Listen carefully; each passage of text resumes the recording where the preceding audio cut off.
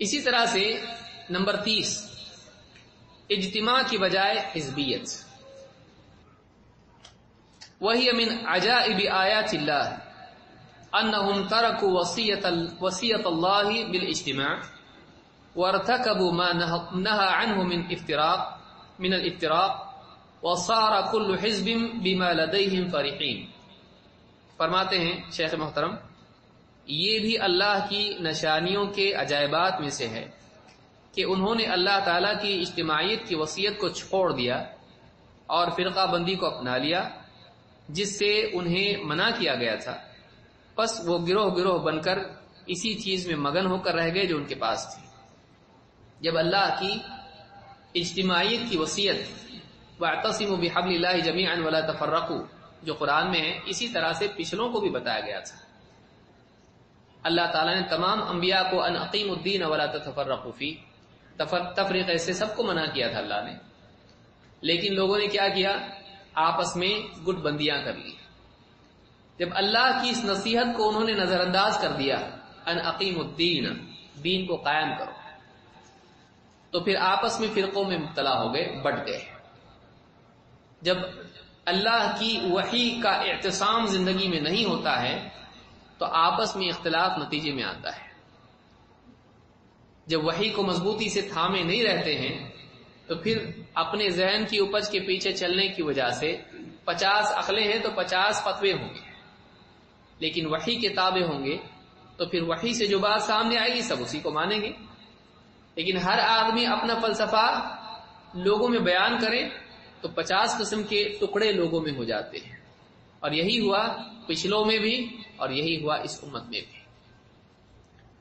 تو جب انہوں نے اللہ کی وصیت کو چھوڑ دیا جس میں اجتماع کا حکم تھا تو آپس میں افتراق میں مبتلا ہو گئے، اور حال ہی ہو گیا کہ ہر ایک اسی پر فخر کرنے لگا، اسی میں مگن ہو کر رہ گیا جو اس کے اپنے پاس تھا، دوسرے کو دیکھنے کے لیے تیار نہیں، اور اپنے ہی کو حق ثابت کرنا، اپنے ہی پر جمے رہنا وحی کے بالمقابل ہونے کے باوجود بھی ان میں آ گیا۔ یہاں ایک نقطے کی وضاحت ضروری ہے۔ یہاں جو ہم کو حکم دیا گیا ہے کہ فرقہ بندی نہیں کرنا، بعض اوقات لوگ اس کو چسپاں کرتے ہیں اس پر کہ دیکھیے وہی تو بات ہم کہہ رہے ہیں، آپ اپنے آپ کو اہل حدیث کہتے ہیں، سلفی کہتے ہیں، ہم وہی تو بول رہے ہیں، هو سماکم المسلمین، اللہ نے تمہارا نام مسلم رکھا ہے، لہذا صرف مسلم بولو اور کچھ مت بولو۔ اس آیت میں اللہ رب العالمین نے ہمارا نام مسلم رکھا ہے بلا شبہ، لیکن اللہ تعالیٰ نے یہ نہیں کہا کہ تمہارا نام صرف مسلم ہے، لہذا یہ مفروضہ کہ صرف ایک نام ہے غلط ہے، کیونکہ مسند احمد کی حدیث میں ہے کہ اللہ کے نبی صلی اللہ علیہ وسلم نے فرمایا مسلمانوں کو ان ناموں سے پکارو جو اللہ تعالیٰ نے ان کے لیے دیے ہیں۔ کیا ہیں؟ المسلمون، المؤمنون، عباد اللہ۔ تو ایک کے 3 تو ہو گئے۔ پھر صحابی کہتے ہیں، ان سے پوچھا کسی نے کہ یہ جو انصار اور مہاجر نام تم کو دیے گئے یہ اللہ نے نام رکھا یا تم نے اپنے طور پر اختیار کیا؟ نہیں، کہا اللہ نے ہم کو نام دیے، والسابقون الاولون من المہاجرین والانصار۔ تو اب کل ملا کے 3 کے بعد کتنے ہو گئے؟ 5۔ تو ہوا سماکم المسلمین سے یہ استدلال کرنا کہ ایک ہی نام ہے دوسرا نام نہیں، غلط ہے، کیونکہ اس کے علاوہ اور 4 نام ہیں۔ لہذا تعدد اپنی جگہ خود حدیث میں موجود ہے، اور اگر آپ سلف کو دیکھیں تو اسلاف میں ہم کو دکھائی دیتا ہے کہ حدیث جو اللہ کے نبی صلی اللہ علیہ وسلم کی ہے، لا تزال طائفۃ من امتی ظاہرین علی الحق لا يضرهم من خذلهم او خالفهم حتى ياتي امر الله وهم كذلك، یا وهم ظاہرون بعض روایت میں کہ میری امت میں ایک گروہ، ایک جماعت ہمیشہ رہے گی جو حق پر قائم رہے گی، اس کا ساتھ چھوڑنے والے، اس کی مخالفت کرنے والے اس کا کچھ بگاڑ نہیں پائیں گے، وہ اسی طرح سے حق پر قائم غالب رہیں گے یہاں تک کہ قیامت آ جائے۔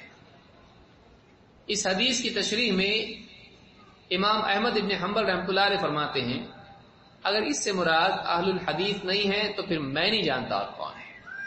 خطیب البغدادی نے کتاب لکھی ہے شرح اصحاب الحدیث میں، اس میں انہوں نے کئی اقوال علماء کے ذکر کیے ہیں۔ اسی طرح سے امام شافعی رحمۃ اللہ علیہ فرماتے ہیں علیکم باصحاب الحدیث فانہم اکثر الناس صوابا، اصحاب الحدیث سے چمٹے رہو اس لیے کہ لوگوں میں سب سے زیادہ صحیح وہی ہوتے ہیں۔ امام شافعی کہہ رہے ہیں، امام احمد کہہ رہے ہیں۔ امام البخاری کے بارے میں امام الترمذی نے سنن الترمذی میں نقل کیا ہے اسی حدیث کے ضمن میں، کہا کہ امام البخاری کہتے ہیں کہ ان کے استاد علی بن مدینی کہتے ہیں کہ یہ جو ایک جماعت ہوگی جو حق پر قائم رہے گی، اس سے مراد اہل الحدیث ہیں۔ بعض روایتوں میں اصحاب الحدیث ہے، لیکن ترمذی کی حدیث میں اہل الحدیث کا لفظ آیا ہے۔ عبداللہ بن مبارک رحمۃ اللہ علیہ فرماتے ہیں اس سے مراد اہل الحدیث ہے۔ خطیب البغدادی اہل الحدیث ہے، امام البخاری اہل الحدیث ہے۔ تو یہ جو چیز ہے، علماء نے اس لفظ کو غلط کبھی نہیں کہا۔ آپ بتائیں، علماء نے اس طرح سے اہل الحدیث یا سلفی اس انتساب کو غلط نہیں کہا ہے، اور یہ کوئی فرقے بازی نہیں ہے، یہ منہج ہے، یہ مسلم کا بدل نہیں ہے۔ دیکھیے، کوئی آدمی کہے آپ کا ریلیجن کیا، تو کیا ہم کہتے اہل حدیث؟ دین کیا؟ قبر میں اگر پوچھا جائے تیرا دین کیا، تو ہم اسلام کہیں گے، اہل حدیث نہیں کہیں گے۔ اہل حدیث اس دین پر چلنے کے لیے منہج ہے۔ تو یہ جو نام ہے، یہ منہج کے اعتبار سے نام ہے، نہ کہ ہم دین کا نام چھوڑ کے ہم یہ کہا ٹھیک ہے اب مسلم چھوڑ دو اہل حدیث بولو اپنے آپ کو، ایسا نہیں ہے۔ بعض لوگ یہ سمجھتے ہیں کہ دیکھو ان لوگوں نے مسلم کو کینسل کر دیا اور اس کی جگہ سلفی یا اہل حدیث اختیار کر لیا۔ ہم مسلم ہیں، لیکن بطور دین ہمارا دین اسلام ہے، اس اعتبار سے ہم مسلم ہیں، لیکن اس دین کو سمجھنے کے لیے اصول کہاں سے لائیں گے؟ وہ جو اصول ہیں اس اعتبار سے ہمارا جو منہج ہے وہ منہج اہل حدیث یا سلفی منہج ہے۔ تو یہ منہجی نام ہے، نہ کہ یہ دین کے اعتبار سے ہمارا دین ہم نے بدل دیا ہے۔ یہ فرق اگر آدمی کو نہیں سمجھ میں آئے گا مصیبت میں رہے گا۔ اسی لیے شروع آخر علماء نے کتابیں لکھی جس میں اہل السنہ والجماع نام استعمال کیا۔ تو جو آدمی کہتا ہے کہ صرف مسلم نام ہے، یہ سارے علماء جتنی کتابیں لکھی ہیں جس میں کہا کہ ہم اہل سنت والجماعت ہیں، یہ کیا ہے؟ یہ منہجی اعتبار سے ہم اہل سنت والجماعت ہی کو فالو کرتے ہیں، وہی ہمارا منہج ہے۔ پھر علماء نے اس کے ساتھ اصحاب الحدیث بھی کہا، اہل الحدیث کہا، سلفی کہا، اصحاب الاثر کہا۔ اس طرح کے القاب علماء نے اختیار کیے، یہ کسی شخصیت کی طرف انتساب کے بجائے اصول کی طرف انتساب ہے۔ کسی ایک آدمی کا نام لے کر اس کے نام پر اپنے آپ کو جوڑ کر بس ہم اس کے والے ہیں، اس کے پیچھے چلنے والے، یہ نہیں ہے، بلکہ یہ اصول ہے کہ سلف، سارے سلف اس میں آ جاتے ہیں۔ اس اعتبار سے سلفی سلف کے منہج کی پیروی کرنے والا، کسی ایک کو چھوڑ کے ایک کو نہیں لیا۔ اور اہل الحدیث علماء نے کہا، اور امام اللالکائی نے متقدمین میں سے انہوں نے اس کو ذکر کیا ہے کہ اہل الحدیث جو نام ہے اس میں دونوں وصف آتے ہیں، کیونکہ اللہ کے کلام کو بھی اللہ تعالیٰ نے الحدیث کہا اور نبی کریم صلی اللہ علیہ وسلم کی حدیث کو بھی حدیث کہا جاتا ہے، اس لیے قرآن اور سنت کی پیروی کرنے والے اہل الحدیث ہیں اور یہی اس نام کے حقدار ہیں۔ انہوں نے اس کو برا نہیں کہا۔ امام اللالکائی نے شرح اعتقاد اہل السنہ والجماعہ میں اس کو بیان کیا ہے۔ تو ایسے کئی علماء گزرے ہیں۔ تو یاد رکھیں کہ جو لوگ آج کل کے جو بہت سارے ہمارے ایسے بھائی ہیں جو تھوڑے آزاد ذہن کے ہیں اور امت کو جوڑنا چاہتے ہیں خود منفرد ہو کر کہ بھئی ہم کسی فرقے میں نہیں ہیں، تو آپ خود ایک فرقہ بن گئے۔ ہم کسی میں نہیں ہیں، ہمارا ایک سرکل الگ ہے۔ کون ہے وہ؟ ان کا نام کیا ہے؟ بے نام، صرف مسلم۔ جو چیز سلف کو سمجھ میں نہیں آئی، صحابہ کے بعد جتنے بھی اسلاف آئے، جب گمراہیاں آئیں، الگ الگ فرقے، اہل الکلام کے بالمقابل، اہل الرائے کے بالمقابل انہوں نے اپنے آپ کو اصحاب الحدیث کہا۔ شیعہ کے مقابلے میں انہوں نے اپنے آپ کو اہل السنہ والجماعہ کہا۔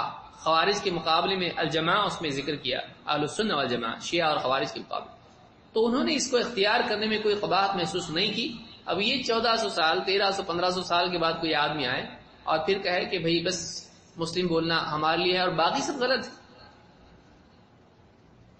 ایسے لوگوں کو غور کرنا اور کہا کہ بھئی یہ حدیث میں نہیں ہے، قرآن میں ہم کو بتاؤ. قرآن اور حدیث میں اگر ہوگا تو ہی مانیں گے. کیسی حدیث آپ کو چاہیے؟ صحیح حدیث چاہیے. ضعیف حدیث نہیں چلے گی؟ نہیں.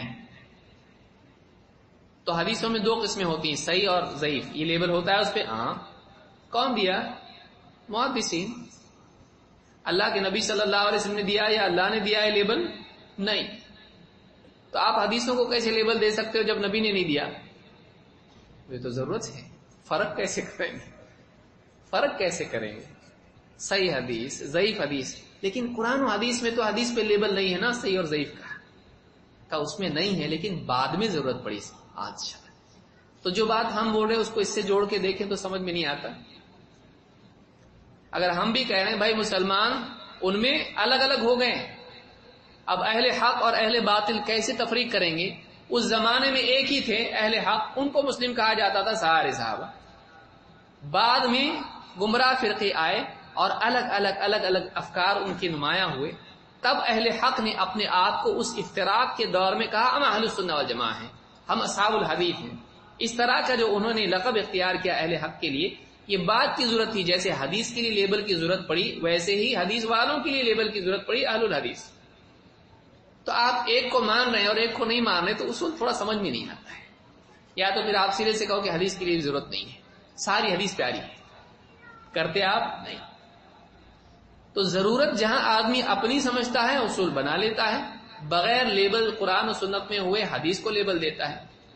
لیکن جہاں دوسری طرف اس سے بڑی ضرورت ہے، بھائی آپ حدیث لیں گے، حدیث کا فہم لیں گے، کس سے لیں گے؟ آسمان سے یا زمین میں دریا میں جا کے کہاں سے لیں گے؟ اس کو اہل حق سے لینا پڑے گا. اہل حق کو پہچانیں گے کیسے؟ حدیث آسمان سے تو نہیں آئیں گی آپ کے پاس. اس کا فہم آپ کے پاس کہاں سے آئے گا؟ آپ کن علماء سے جڑو گے، کن علماء سے علم لوگے آپ؟ اہل حق سے لینے کے لیے اگر ان کے لیے کوئی لقب نہ ہو، ان کی پہچان اور نمایاں کوئی علامت نہ ہو تو کیسے لیں گے آپ؟ جبکہ اس دور میں ہر آدمی بول رہا ہے ہم بھی قرآن و حدیث پہ چلتے ہیں، ہم بھی قرآن و حدیث پہ چلتے ہیں، ہم بھی قرآن و حدیث پہ چلتے ہیں. جب سارے کے سارے ایک ہی دعویٰ کر رہے ہیں تو آپ کیا کرو گے؟ کیا آپ قرآن ڈالو گے؟ کیسے پہچانو گے حق والے کون ہیں؟ اس کے لیے آپ کو جاننا پڑے گا کہ شخصیات کی طرف دعوت کون دے رہا ہے اور اصول کی طرف دعوت کون دے رہا ہے. اور آپ لمبی تقریر سے کوئی ہر آدمی کہے بھائی ہم ایسے ہیں اور ایسے ہیں اور ہم یہ مانتے یہ نہیں مانتے، یہ مانتے یہ نہیں مانتے، یہ مانتے ہیں، 15 منٹ کا بیان کرنے کے بعد اچھا آپ سمجھ میں آپ کون ہیں؟ اگر وہی بات آدمی مختصر کہے تو کوئی برائی ہے. ہم یہ مانتے ہیں کہ بجائے آدمی کہے ہم اہل الحدیث. تو مسئلہ کیا ہے کہ ساری بات اس کی ذمن میں آ جاتی ہے. تو اپنے منہج کو بیان کرنے کے لیے کوئی لقب آدمی بیان کرے یا کوئی تقریر کرے، دونوں ایک ہی بات ہے، کوئی مسئلہ اس میں نہیں ہے. لہذا اور یہ ہم نے تھوڑی نہ کیا ہے بھائی، ہم نے اپنے طور پر کیا ہے نہیں. ہم نے پچھلے علماء کو دیکھا، ان علماء کو جن پر اعتماد ہمارا دین کے معاملے میں ہے. امام احمد ابن حنبل عقیدہ اور فقہ کے امام، حدیث کے بھی امام. امام البخاری پہاڑ. ابن جریر الطبری وہ بھی اہل حدیث ہیں. ابن جریر الطبری تفسیر کے امام. ابن کثیر بھی اس سے ماخوذ ہے، بلکہ بعد کی تفاسیر اس سے مستفید ہیں، استفادہ کرنے والی ہے. ابن جریر الطبری اہل الحدیث ہیں. امام احمد ابن حنبل اہل حدیث ہیں. امام شافعی اسی طرح سے آپ دیکھیں گے. امام البخاری، بڑے بڑے ائمہ. ابن کثیر ذکر کر رہے ہیں اپنی تفسیر میں یوم ندعو کل اناس بامامہم، اس دن ہم قیامت کے دن ہم لوگوں کو اپنے امام کے ساتھ بلائیں گے. کہتے ہیں بعض سلف نے کہا ہے کہ یہ اصحاب الحدیث کا سب سے بڑا شرف ہے کہ قیامت کے دن ان کو ان کے امام کے ساتھ بلایا جائے گا، کیونکہ ان کا امام نبی صلی اللہ علیہ وسلم ہے. لیجئے ابن کثیر بھی آ گئے، مفسر، محدث، فقیہ، یہ سارے کے سارے لوگ یہ کہہ رہے ہیں. تو اب ہم اپنے طور پر ہم نے اس کو ایجاد نہیں کیا 15ویں 14ویں صدی میں، پہلے سے سلف بولتے آئے ہیں تو ہم نے اس کو لیا. اگر ہم کو آپ غلط کہتے ہو اس لقب کی وجہ سے تو پہلے ان کو کہو. اور امام بخاری کی بھی حدیث لینا نہیں پھر، کیونکہ اگر آپ اس کو بدعت اور بدعتی ہم کو کہہ رہے ہیں ان کو بھی بولو. ان کی وجہ سے تو ہم کر رہے ہیں. اور ترمذی سالوں سے پڑھائی جاتی ہے، اتنے 100 سالوں سے پڑھائی جا رہی ہے. کسی نے تنقید کی اس حدیث کے اس جملے پر، کوئی شرح نکال کے بتا دیجئے ایسا کہنا غلط ہے اہل الحدیث. کسی ایک شارح نے ترمذی کے مدارس میں پڑھائی جاتی ہے، کبھی کہا کسی نے غلط ہے یہ؟ تو جب کسی نے غلط نہیں کہا تو آپ کیوں پہلے کر رہے ہیں؟ انسان کو چاہیے کہ ایسے معاملات میں وہ تابع ہونا بہتر سمجھے، پہل نہ کرے. تو یاد رکھیں یہ بھی بتانا ضروری ہے، ورنہ بہت سارے لوگ گھسیٹ لیتے ہیں اس کو بھی. اہل الحدیث یہ اپنے آپ کو کہنا یہ فرقہ بندی نہیں ہے، اور فرقہ بندی جو معیوب ہیں، 73 فرقے بنیں گے. حدیث میں اللہ کے نبی صلی اللہ علیہ وسلم نے کہا، آپ نے کہا سب کے سب جہنم میں جائیں گے سوائے ایک کے. تو اس اعتبار سے وہ ایک بھی تو فرقہ ہوا. تو فی نفسی فرقہ ہونا کوئی عیب نہیں ہے. ہاں وہ فرقہ ہونا عیب ہے جو صحیح فرقے سے الگ ہو. اسی لیے آپ نے کیا کہا، میری امت 73 فرقوں میں بٹ جائے گی، سب جہنم میں جائیں گے سوائے ایک کے. صحابہ نے پوچھا وہ ایک کون ہوگا؟ آپ نے کہا ما انا علیہ واصحابی، جس پر میں اور میرے صحابہ ہیں اس پر وہ ہوں گے. معلوم ہوا کہ فرقہ ہونے کے ساتھ اگر وہ اس چیز پر ہوں جس پر نبی صلی اللہ علیہ وسلم اور صحابہ ہیں تو اس میں کوئی عیب نہیں ہے، اس لیے کہ وہ جماعت ہے، یہ ہٹا ہوا نہیں ہے اس راستے سے. وَأَنَّ هَذَا صِرَاطِي مُسْتَقِيمًا فَاتَّبِعُوهُ سے، یہ سبل والا نہیں ہے، یہ سیدھے راستے والا ہے. صحابہ، تابعین، تبع تابعین، اس کے بعد ایک طبقات، اور یہ اسی راستے پر جمع ہوا ہے جس پر اسلاف ہیں. یہ اہل حدیث ہیں. اگر یہ غلط ہے تو پھر صحیح کیا ہے؟ صحیح کیا ہے؟ اور جتنے بھی لقب اور لیبل نہیں لیتے ہیں، کہیں نہ کہیں آرگنائزیشن کو لیبل دینا پڑتا ہے. یہ قرآن حدیث میں ہے نہیں ہے نا. دین کے لیے دینا لیبل ہے، کہیں کوئی تنظیم بنا کر اس کو لیبل دینا، تو پھر یہ کہاں سے آیا؟ یہ بھی مت کرو. لیکن مجھے پھر پہچانے گے کیسے لوگ؟ ہمارے پاس کارڈ کیسے دیں گے ان کو؟ اب کارڈ دینے کے لیے غلط چیز کو اپنائیں، اور ہم لوگوں کو گمراہی سے بچانے کے لیے اپنائیں تو وہ غلط ہے. کیسا فیصلہ ہے؟ تو یہ ساری چیزیں بھی یاد رکھیں. تو افتراق غلط ہے. افتراق کی اصل کیا ہے؟ افتراق کی اصل ہے حقیقت کو اللہ کی طرف سے آئے ہوئے حق سے انحراف. جب انحراف آتا ہے تو اختلاف اور افتراق بھی آتا ہے. وَلَا تَكُونُوا كَالَّذِينَ تَفَرَّقُوا وَاخْتَلَفُوا مِن بَعْدِ مَا جَاءَهُمُ الْبَيِّنَاتُ. اللہ نے کیا کہا؟ اور ان لوگوں کی طرح مت ہو جانا جنہوں نے آپس میں تفرقہ بازی کی اور کھلی دلیلوں کے آنے کے بعد بھی اختلاف کیا. تو معلوم یہ ہوا کہ اصل اختلاف اور اصل افتراق فرقہ بندی یہ ہے کہ آدمی حق اور اہل حق سے کٹ کے چلے. اصل فرقہ بندی کی جڑ کیا ہے؟ اہل حق اور حق سے ہٹ کے آدمی چلے، دلیل کو چھوڑ کر آدمی اپنے فلسفے کے پیچھے چلنے والا بنے. اگر یہ نہ ہو تو پھر فرقہ بندی نہیں آئے گی، سب ایک ساتھ چلیں گے. لہذا فرقہ بندی اسلام میں ممنوع ہے اور گمراہی ہے.